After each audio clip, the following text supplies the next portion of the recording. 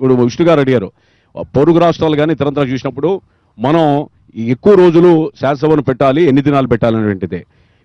మా అభిప్రాయం ఏంటంటే ప్రజాధనం అనే ఒక గంటకి 6 లక్షలు మనం వినియోగిస్తున్నాం అనేది ఒక సందర్భంలో బయటకు వచ్చింది. శాసనసభ సమావేశాల్లో కానీ ఈ సభల వల్ల ప్రజాధనం వ్యయం చేస్తున్నామని.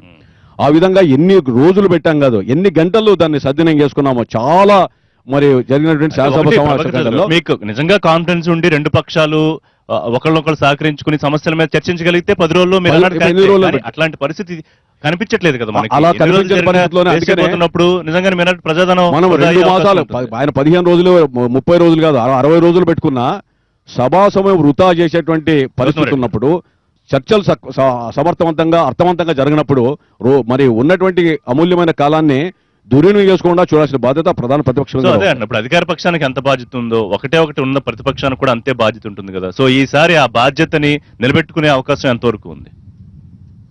ప్రజలంతా చాలా క్లీన్ గా అబ్జర్వ్ చేస్తున్నారు. ఈసారి కొత్త సభలో మరి సమావేశాలు ఎలా జరుగుతాయి, పాత మళ్ళీ అరుచుకోవడాలు, ఈ బెంచ్లు ఎక్కడాలు, టేబుల్ ఎక్కడాలు, కాగితాలు వేయడాలు అట్లాంటివి చూడకూడదు అనుకుంటున్నారు. నేను కూడా అనేదేనండి, అసలు యాక్చువల్ గా సభా సాంప్రదాయాలు మర్యాదలు ఏ రకంగా పాటించాలి చూపించాలి అనేది అధికార పార్టీ చూపించాలి. ఫస్ట్ ఏం మాట్లాడుతున్నారు ప్రతిపక్షం అనేటువంటిది వినాల్సినటువంటి బాధ్యత ఉంది. ఆ వినేటువంటి ఓపిక కూడా ఉండాలి. ఆ ఓపిక కూడా నశించేటువంటి పద్ధతిలో కూర్చోమనంటాం, మైక్ కట్ చేయటం అనేటువంటి సాంప్రదాయాలు గతంలో జరిగినాయి. ఇప్పుడైనా ఏం చెప్తారు అనేటువంటిది వింటే ఏ సమాధానం వస్తుందో బానే ఉంటుంది. ప్రొసీజర్స్ కి అగెనిస్ట్ గా వెళుతున్నారని కదా చాలా సార్లు ఇప్పుడు సభా వ్యవహారాల మంత్రి చాలా సార్లు అనేక సందర్భాల్లో చెప్పారు. ఇది కాదు ఇప్పుడు ఏదో బిఎస్సీలో మాట్లాడి దాన్ని మార్చాము అనేటువంటి చెప్తున్నారు. అందరూ కనుక ఒప్పుకొని చేసినట్లయితే అదే చట్టం అవుతుంది. దాన్నేమి ఎవరు క్వశ్చన్ చేసే పరిస్థితే ఉండదు. కానీ ఇవాళ కొత్త శాసనసభలో అడుగిడుతున్నటువంటి సమయంలో విషపు బొట్లు మాత్రం వేయకండి, ప్రతిపక్షాల గొంతు నొక్కకండి, వారి ప్రజా సమస్యల్ని లేవనెత్తి ప్రజల ముందు శాసనసభలోనూ చూపించేటువంటి వాటిని శ్రద్ధగా వినండి. వినిన తర్వాత డెసిషన్ తీసుకోండి. అదే కానీ సభల సమావేశాల్లో ముఖ్యమంత్రి గారు ఒక మనిషి ఒక ఆడ ఎమ్మెల్యేని నేను చూస్తుంటే జుగుప్సాకరంగా ఉంది, నేను చూడటానికే వీల్లేదు అనేటువంటి పద్ధతిలో అపోజిషన్ పార్టీ ఎమ్మెల్యేలకి ఎక్కువ ఫండ్స్ ఇస్తున్నట్టుగా ఉన్నారు, ఇవ్వటానికి వీల్లేదు అనేటువంటి సభల్లోనే ముఖ్యమంత్రి గారు మాట్లాడుతూ ఉన్నారంటే మీరు అన్నట్టుగా కొత్త సాంప్రదాయాలకి తెరతీస్తారా, వాళ్ళ గొంతు నొక్కకుండా ఉంటారా, వాళ్ళని ఏం చేస్తారు అనేటువంటి కూడా చూడాలి కదా మనం. ఇవి వచ్చినాయి కాబట్టి ఈ డౌట్స్ అన్ని మా దగ్గర ఉన్నాయి. అందుకని చెప్తున్నాం, మేము చెప్పే సభా సాంప్రదాయాలకు సంబంధించినటువంటి దానిలో మంచితనంగా కలివిడిగా అపోజిషన్ కూడా కలుపుకుని వెళ్ళేటువంటి పద్ధతిలో వెళ్ళమని మనకేమీ ఇబ్బంది ఏం లేదు, దానికి ఏమీ నష్టమేం లేదు. కానీ ఇవాళ జరుగుతున్నటువంటి విధానం మనం చూస్తూ ఉన్నాం, మీరు గతంలో చూస్తున్నారు. ఇవాళ జరగకుండా ఉండాలి అని అంటున్నాం. అందుకే చెప్తున్నాం, కొత్త దానిలో కొత్తగా తీసుకుని ఈ రాష్ట్రానికి రావాల్సిన 1,98,000 కోట్ల రూపాయలు రైట్ రాయల్గా విభజన చట్టం ద్వారా రావాలి, అది తెప్పించండి. ఏదైతే రాష్ట్ర కేంద్ర ప్రభుత్వాలు ఒప్పుకున్నాయో, రాష్ట్ర ప్రభుత్వం తీర్మానం చేసిందో స్పెషల్ స్టేటస్ అనేటువంటిది ఏదైతే ఉందో దాన్ని తీసుకురండి, దాన్ని వచ్చేటువంటి మార్గం ఎతకండి అనేటువంటిది మాట్లాడుతున్నాం. దానికి గాను మా యొక్క సహకారం తీసుకోండి. ప్రతిపక్షం ఇవ్వకపోతే ఒకటే ఎలా ఉంటుంది, మీరే ముఖ్యమంత్రి గారు ముందుంటే వెనక మేము ఉంటాం, హోదా కావాలి అని అన్నా హోదాకి వెనకే మేము ఉంటాం, మీరే నాయకత్వం వహించాలని రకమైన తీసుకురమ్మని చెప్తున్నాం. ఇచ్చింది తీసుకుందాం, రాంది తెచ్చుకుందాం అనేటువంటి భావనతో ప్రభుత్వం పోతా ఉంది. హోదా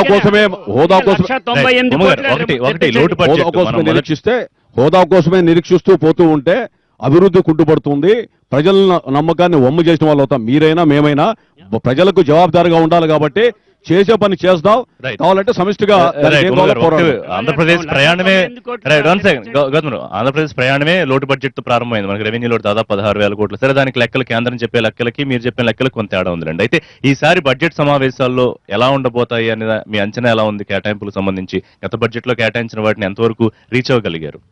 అంటే ఒకటండి, ఇవాళ బడ్జెట్లో గతంలో ఉన్న బడ్జెట్ కానీ ఇవాళ రేపు ప్రవేశపెట్టబోయే బడ్జెట్ కానీ పూర్తిగా ఒక అపారమైన అనుభవం కలిగినటువంటి యనమల రామకృష్ణ గారు ప్రవేశపెట్టారు. గతంలో కూడా అంటే ఆయన సుదీర్ఘంగా ఫైనాన్స్ మినిస్టర్గా పనిచేశారు, స్పీకర్గా పనిచేశారు. ఇప్పుడు కూడా ఆయనే ప్రవేశపెట్టబోతూ ఉన్నారు. ఇవాళ ప్రతి రూపాయి నిధుల్ని కూడా సద్వినియోగం చేస్తూ మనకు రావాల్సినటువంటి కేంద్ర నిధులు కానీ లేదంటే విభజన చట్టంలో లేదంటే స్పెషల్ ప్యాకేజీలో ఉన్నటువంటి ఎక్స్టర్నల్ ఎయిడెడ్ ప్రాజెక్ట్స్ కానీ సెంట్రల్ ఎయిడెడ్ ప్రాజెక్ట్స్ కానీ అలాగే కేంద్ర ప్రభుత్వం నుంచి రావాల్సిన నిధులు కానీ ఒక్క నయా పైసా వదలకుండా తీసుకొస్తా ఉన్నాం. దాన్ని సద్వినియోగం చేస్తా ఉన్నాం. ఇవాళ లోటు బడ్జెట్లో ఆనాటి కాంగ్రెస్ ప్రభుత్వం 16,500 కోట్లు ఎస్టిమేట్ వేస్తే దాన్ని కూడా తీసుకురావడానికి అనేక రకాలుగా నిరంతరం ప్రయత్నిస్తాం. ఇవాళ 8,000 కోట్లు 9,000 ఇచ్చింది, కోట్లు ఇప్పటికి చెప్పింది. ఇచ్చింది, కొంత ఇచ్చింది, ఇంకా రావాలి. మేమేం చెప్తున్నామంటే మిత్రపక్షమైనా సరే కేంద్రాన్ని నిరంతరం ఒత్తిడి తీసుకొస్తా ఉన్నాం, నిరంతరం పోరాడుతా ఉన్నాం. కానీ కేంద్ర ప్రభుత్వంతో ఘర్షణ పెట్టుకొని పూర్తిగా ఆంధ్రప్రదేశ్ అభివృద్ధిని ఆపుకునే మూర్ఖపు స్థితిలో ఈ ప్రభుత్వం లేదు. ఖచ్చితంగా ఈ రాష్ట్రానికి రావాల్సిన ప్రతి రూపాయిని రాబెట్టుకుంటూ మనకి రావాల్సినటువంటి ప్రతి దాన్ని సాధించుకుంటూ ఏదైతే ప్యాకేజీని ఒక ప్రెస్ మీట్కే పరిమితం చేయకుండా ప్యాకేజీకి చట్టబద్ధత కావాలి.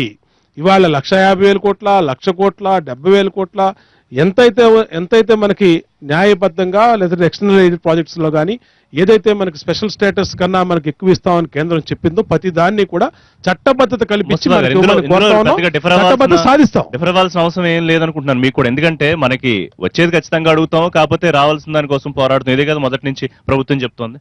లేదండి, గతంలో ఏం చెప్పుకుని, ఎందుకంటే మన కోసం అడుగుతున్నాం అండి, రాష్ట్రం కోసం అడుగుతాం. ఇవాళ రాష్ట్రం పరిస్థితి ఎట్లా ఉంది చూడండి.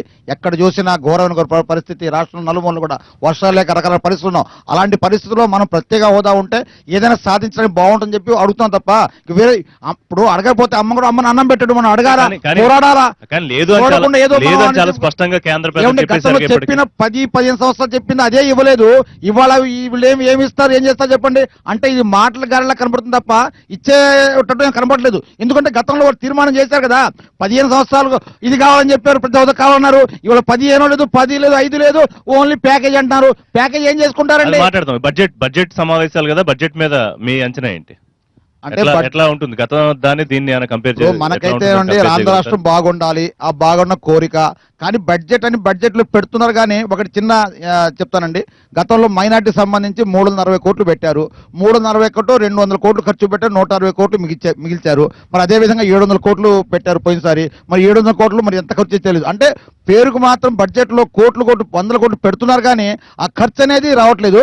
కానీ అది ఏం జరుగుతుందో అనేది రేపు చూడాలి, వేచి చూడాలి. ఏం జరుగుతుందో మరి, ఏం చేయబోతున్నారు, ఎట్లా చేయబోతున్నారు అనేది అది వేచి చూడాలి. మొట్టమొదటిసారి ఈ భారతదేశంలోనే ఉంది. ఇప్పుడు ఇలాంటి ప్లాన్లన్నీ చేయాలి కదా. ఇప్పుడు మైనార్టీ సంబంధించి మైనార్టీ కూడా కార్పొరేషన్ ఏర్పాటు చేయాలా. అంటే వీళ్ళు మాటలు మాత్రం ఎన్నో చెప్తున్నారు, మేము పేదవాళ్ళు అది చేస్తాం, ఇది చేస్తాం, లేదా ఎన్ని 100 కోట్లు 1000 కోట్లు పెడుతుంది చెప్తున్నా, కానీ అది ఆచరణ మాత్రం రావట్లేదు అనమాట. ప్రతిపక్ష మీద ఒక విమర్శ కూడా, ఒక నిర్మాణాత్మకమైన సూచనలు సలహాలు కూడా ఇవ్వలేకపోతోంది అనే విమర్శ తీసుకోలేదండి. ఇప్పుడు ఇవ్వటా రెడీగా ఉన్నా. అరే మాట్లాడటానికి అవకాశం ఇవ్వట్లేదు. అరే వాళ్ళు ఎందుకో టెన్షన్ పడుతుంది, వాళ్ళకి అర్థం కావట్లేదు.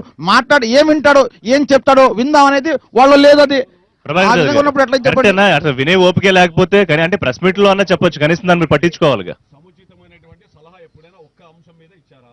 ఒక సద్విమర్శ ఎప్పుడైనా చేశారా?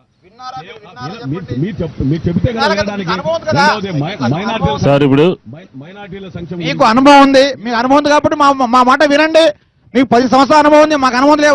ఇప్పుడు ప్రభాకర్ చౌదరి మీకు ప్రాతినిధ్యం పెద్దపేట వేస్తున్నారు వారు ప్రతిసారి కూడా. సో మీరు వాటికి అవకాశం ఇవ్వండి. మైనార్టీల సంక్షేమం గురించి చెప్పారు. అవును. చరిత్రలో ఎప్పుడైనా కూడా మసీదుల మరమ్మతులు గానే, ఏమి ఇచ్చారు, ఏమి ఇవ్వలేదు, గానే నెల జీతాలు ఇచ్చింది మొట్టమొదటి ప్రభుత్వం ఇది. ఎందుకంటే వాళ్ళకి గవర్నమెంట్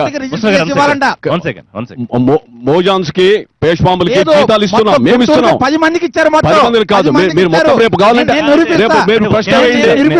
ఓవరాల్ గా తర్వాత మాటలు మాత్రం ప్రభుత్వం మాత్రం బాగా చెప్తుంది, మాటలు మాత్రం ఎక్కడ తగ్గట్లేదండి. ఒకటి కానీ మసీదు రిజిస్టర్ చేసి మీరు ఒకటి ఆలోచించాలా? అప్పుడు వాళ్ళు మసీదు ఇస్తారంట. సో ప్రభాకర్ చౌదరి గారు అన్నట్టు ఒకవేళ అలాంటి లోపాలు ఉంటే జీరో ఓవర్లు అడగండి. ఎంతసేపటికి గొంతు నొక్కటో, ప్రతిపక్షం వాళ్ళు మాట్లాడకూడదు, ప్రతిపక్షం ఉండకూడదు, వాళ్ళు మీ ఆఫీస్ లోనో బయట సమస్య పరిష్కారం కావాలా, మరి విమర్శలు కావాలా? మీ వాయిస్ మీరు చెప్పచ్చు. చెప్తున్నా కదా, చెప్పిన ఎక్కడండి వాళ్ళ ఇష్టానుసారంగా ఏ విధంగా ఆ విధంగా ముందుకెళ్తారు తప్ప ప్రతిపక్షం మాట విందాం, మాకు అనుభవం ఉంది అంటే మాకు బాగా అనుభవం ఉంది కాబట్టి మీరు చెప్పినట్టు వినాలని చెప్పి వాళ్ళు ముందుకెళ్తారు. సార్ ఇప్పుడు ఇది బహుశా 4వ బడ్జెట్ అనుకుంటాం మనం. ప్రతి బడ్జెట్లోనూ కూడా ఘనంగా కేటాయింపులు చూపిస్తా ఉన్నారు. ఖర్చులు ఎంత జరిగినాయని ఆంధ్ర రాష్ట్ర ప్రజలకి ఎవరికి కూడా అర్థం కానటువంటి పరిస్థితి ఏంటంటే ఆంధ్ర రాష్ట్ర బడ్జెట్. నేను ఏదో ఆరోపణ చేయాలనే ఉద్దేశం కాదు. బడ్జెట్ కేటాయింపులు ఏంటి, ఖర్చు ఏంటని చెప్పి కూడా ఈ అసెంబ్లీకి ముందు ఆర్థిక శాఖ మంత్రి గారు ఒక శ్వేతపత్రం ప్రకటిస్తే ఆంధ్ర రాష్ట్ర ప్రజలందరికీ కూడా క్లియర్గా అర్థమవుతుంది. అంటే లాస్ట్ టైం ఎలక్షన్స్ లో 98% రీచ్ అయ్యామని మంత్రి చెప్పారు మొన్న ఒక సందర్భం. కాదు సార్, ఇప్పుడు అనేక రకాలైనటువంటి కేటాయింపులు ఉన్నాయి, ఆచరణలోనేమో ఎక్కడ కూడా జరగట్లేదు.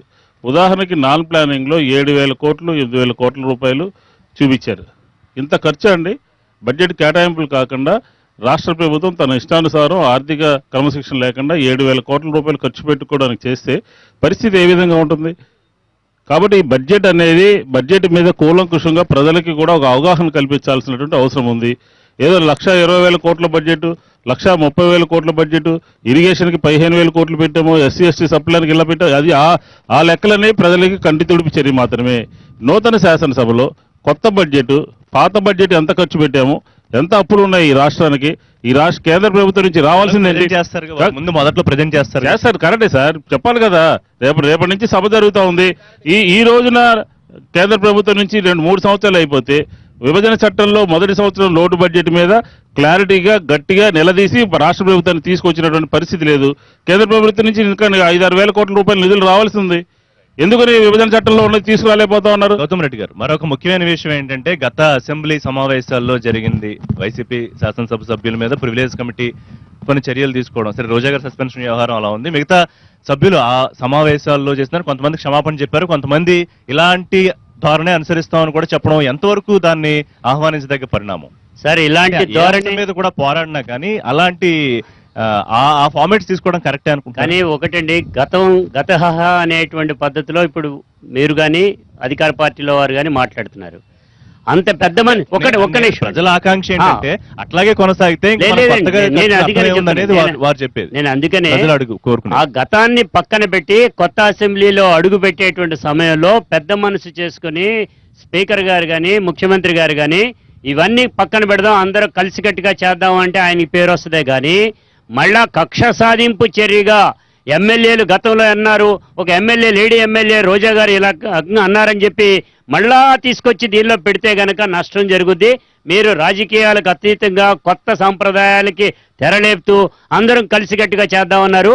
అది చేయమానండి, బాగుంటుంది.